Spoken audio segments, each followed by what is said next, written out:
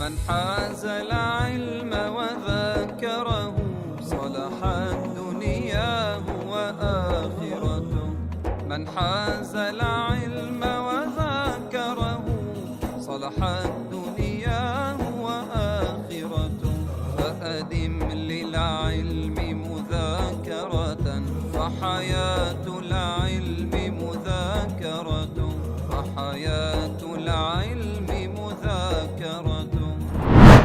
بسم الله الرحمن الرحيم. الحمد لله رب العالمين وصلى الله وسلم على أشرف الأنبياء والمرسلين سيدنا مولانا محمد وعلى آله وصحبه أجمعين.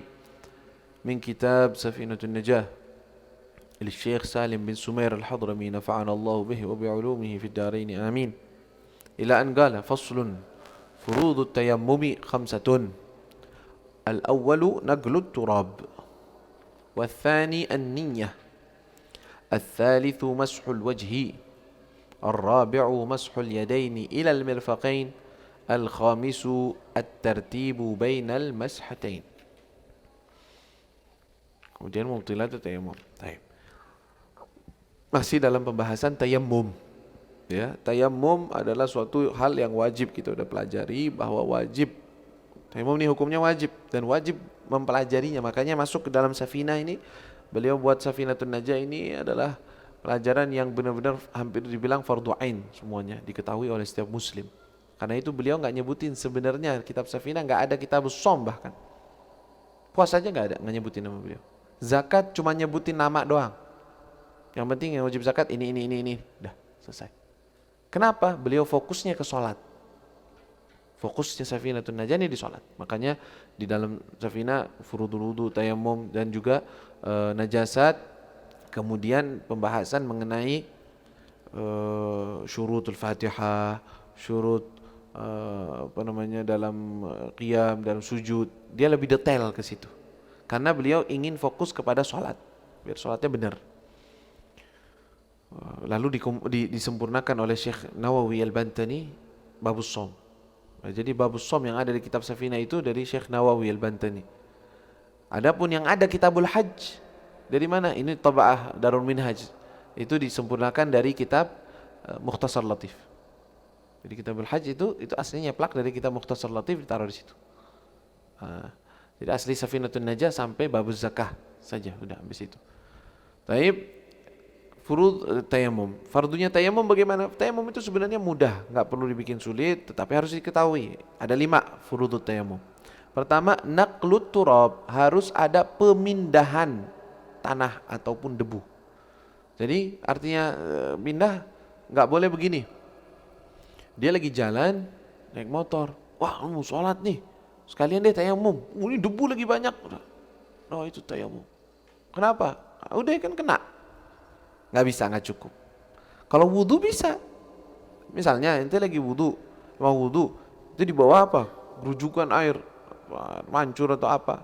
Ente itu wudu di sholat. Nah itu basuh wajah, gini-gini doang, tangan. Cukup nggak? Cukup. Tapi kalau turab nggak bisa gitu. Harus ada naql, pindahin. Ya, pindahin dari mana? Ambil dari tanah, dari bawah, bahkan dari wajahmu, boleh. Wajahnya Masya Allah debu semua. Akhirnya dia ngusap wajahnya dia sendiri. Baru itu istibahah, niat tayammum, balik lagi di wajah. Ya gak apa-apa. Ngambilnya dari wajah, balikin lagi ke wajah, boleh. Tapi kalau langsung main gosok aja, udah ada nih di wajah, langsung aja deh, gak bisa. Harus diambil dulu, baru balikin lagi. Itu namanya naqlut turab, memindahkan tanah atau debu maksudnya. Tamam?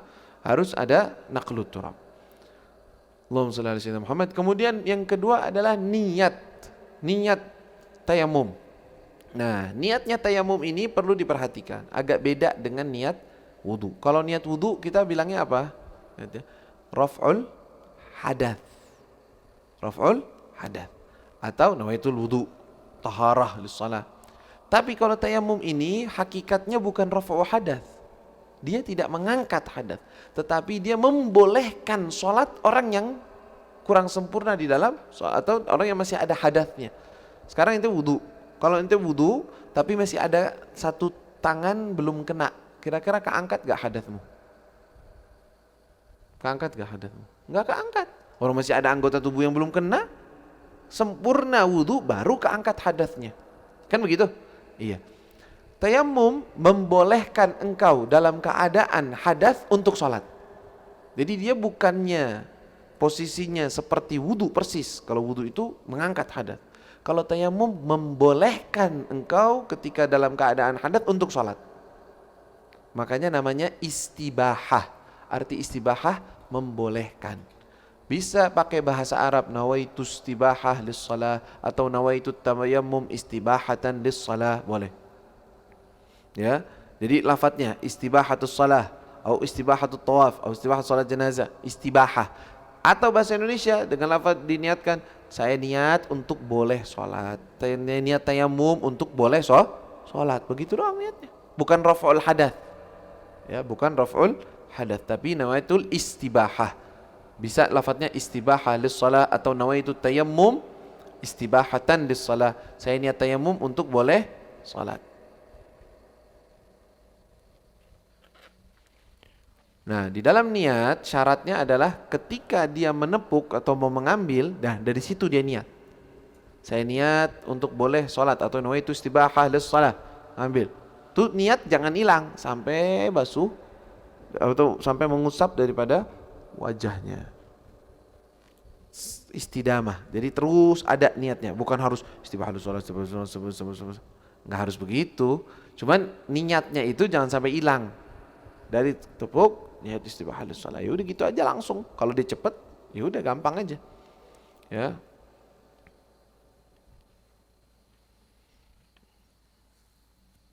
Nah.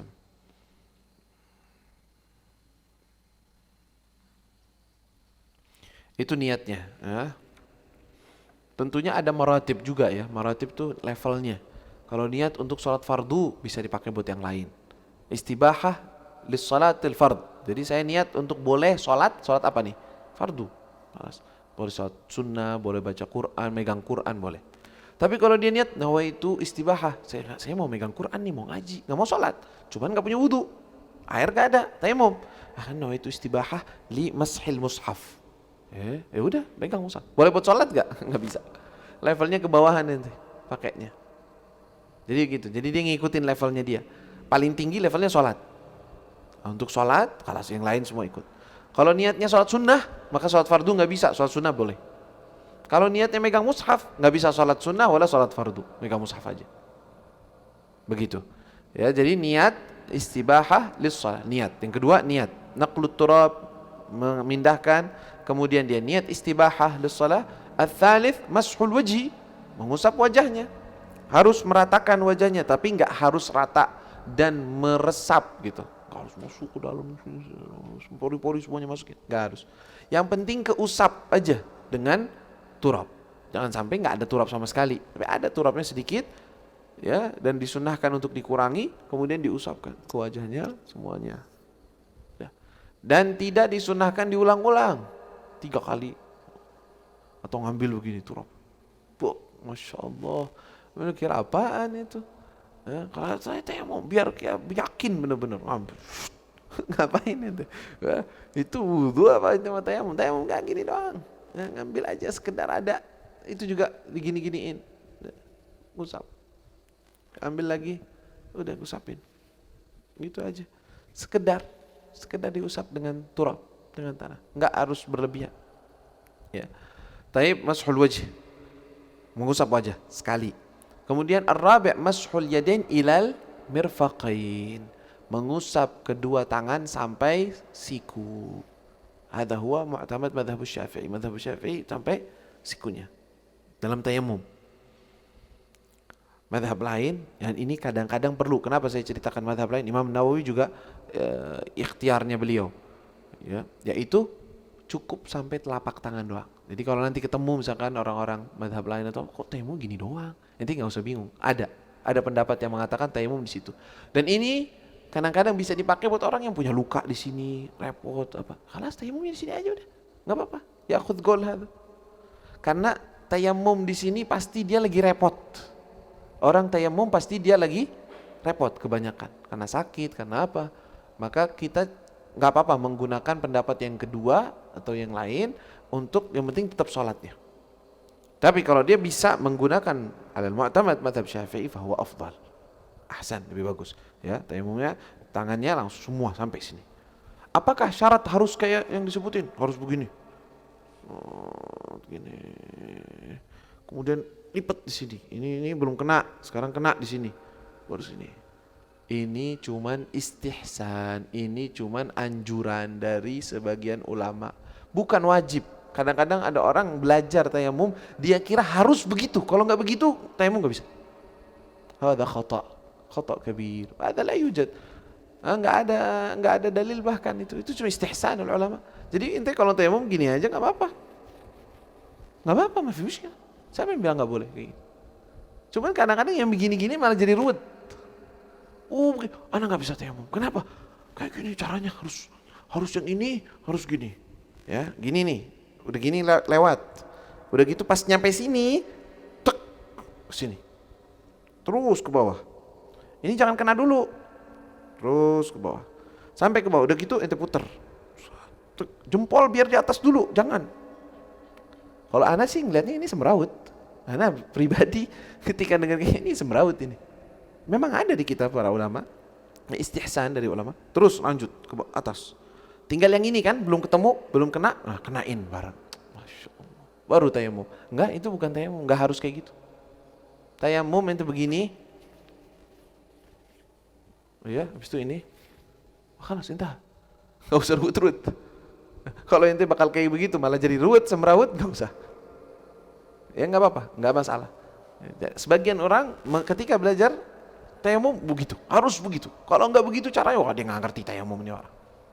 Kata siap, nah, enggak syarat. Ya, makanya yang penting diusap sampai. Dan kalau seandainya dia ngeliat tanahnya terlalu sedikit, tambah, enggak apa-apa, ambil lagi. Enggak apa-apa berkali-kali begini-gini enggak masalah. Wajibnya harus sekali tepuk untuk tangan, minimal sekali tepuk. Untuk tangan nih sekali, itu minimal. Tapi kalau dia, aduh kurang, gini lagi, mafi muskilah. Tamam, mafi gini, aduh sedikit banget, ini ambil lagi. Biar yakin benar-benar nggak masalah, jais. Ya, jadi sebenarnya mudah, nggak usah dibikin susah. Mashul yadain, udah tahu mashul yadain ilal mirfaqain sampai sikunya. Wal khamis, yang kelima at-tartib bainal mashatain, harus urut, nggak boleh tangan dulu baru wajah dulu baru tertib. Itu mudah, wajah dulu sekali baru tangan sekali. Itu tertib. Jadi aslinya kalau seandainya wajah belum, tangan duluan, ya harus belum sah nih tangan. Wajah lagi, tangan lagi. Kenapa? Karena yang tangan tadi enggak sah, gitu aja. Nah. La ilaha illallah, la ilaha illallah. Nah. Kemudian hal yang membatalkan tayamum apa? Tayamum. Itu batalinnya apa? Nah, kata beliau di sini faslun mubtilatut tayammumi thalathatun. Ada 3 perkara yang membatalkan tayamum. Yang pertama, ma abtalal wudu. Apa-apa yang membatalkan wudu. Apa batal wudu? Ya. Itu khuruj ahad syai' min sabilain, keluar sesuatu, kencing, kentut, menyentuh yang bukan mahramnya, kan? Iltiqa' basyaratain, zawalul aql, hilangnya akal, semua yang membatalkan wudu batalin tayamum pasti. Tayamum levelnya lebih rendah dari wudu. Kemudian apa? Ada lagi riddah. Riddah artinya apa? Murtad. Artinya dia dalam keadaan udah tayamum udah apa murtad lagi. Sebenarnya ini aneh juga sebenarnya. Kok ada orang begitu modelnya? Lucu bener. Udah mau sholat, tayamum, murtad dulu. Balik lagi Islam. La haula wala quwwata illa billah. Misalkan ada kejadian seperti itu, dia wudu, ya setelah wudu mau sholat, tayamum, udah tayamum. Akhirnya ribut sama temennya, yasubbul Quran, yasubbullah, la haula wala quwwata illa billah. Istighfar, astagfirullah, kok anda ngomongnya kayak gitu? Asyhadu an la ilaha illallah, masuk Islam lagi, nanti tayamum lagi. Tapi wudu enggak, kalau wudu enggak batal dengan murtad. Bukan boleh murtad, tapi enggak ada yang ngomong boleh, ya. Bukan berarti hal yang tidak membatalkan berarti boleh. Astagfirullah, murtad syekh kabir. Enggak boleh, maksudnya orang punya wudu, tahu-tahu dia melakukan sesuatu sampai murtad misalnya. Kemudian dia balik lagi. Syahadat la ilaha illallah Muhammadur Rasulullah. Terus Wudu lagi enggak? Enggak harus. Wudunya enggak batal. Tapi kalau dia tayamum, batal dengan adanya riddah, adanya murtad. Taib, keluar dari Islam maksudnya. Keluar dari Islam, kemudian balik lagi, artinya ini. Kalau murtad terus gimana? Terus kelas. Pulang ini orang bukan muslim, memang enggak mau sholat. Ya kan? Kemudian yang ketiga, tawahhumul ma in tayammama li faqdih. Tawahhum, apa tawahhum? Memperkirakan adanya air kalau dia tayamum karena memang enggak ada air. Maksudnya gimana? Kan jenis tayamum macam-macam. Ada yang jenis tayamum karena sakit kan? Kalau itu terus ada air gimana? Ya apa emang dari awal ada air. Berarti ini enggak ngaruh sama sekali. Tapi ada orang tayamum karena enggak ada air. Kayak yang kita sebutkan dalam perjalanan. Ya, dalam perjalanan macet, kena enggak ada air udah. Habis. Waktu mepet udah sholat yuk, tayamum. Baru tayamum, dengar suara gurjuk.